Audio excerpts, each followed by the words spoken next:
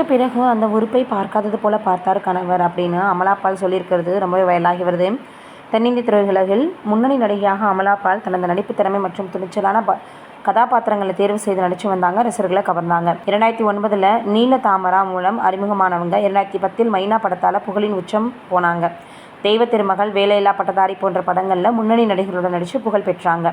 ஆடை படத்தில் ஆடை இல்லாமல் நடித்து சமூக பிரச்சனைகளை எடுத்துரைத்து விமர்சனங்களையும் பாராட்டுகளையும் இவங்க வாங்கினாங்க.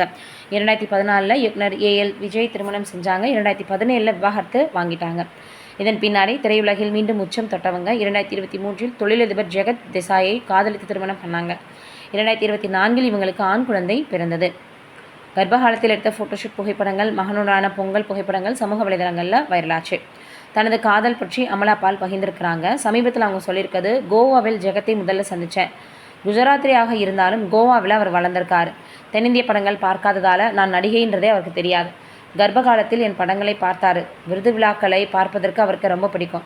அப்படி ஒரு விருது விழாவில் நான் சிவப்பு கம்பளத்தில் நடப்பதை வியந்து பார்த்தாரு. நீயா அது, நிஜமாவே நீயா என்பது போல திருமணத்திற்கு பிறகு விருது விழாவில் தோன்றிய என்னையும் அவர் அருகில் இருந்த என்னையும் மாற்றி என்னுடைய முகத்தை இதுவரை பார்க்காதது போல உற்று உற்று பார்த்தாரு அப்படின்னு அவங்க பேசியிருக்கிறது இப்போ சமூக வலைதளங்களில் வைரலாகி வருது.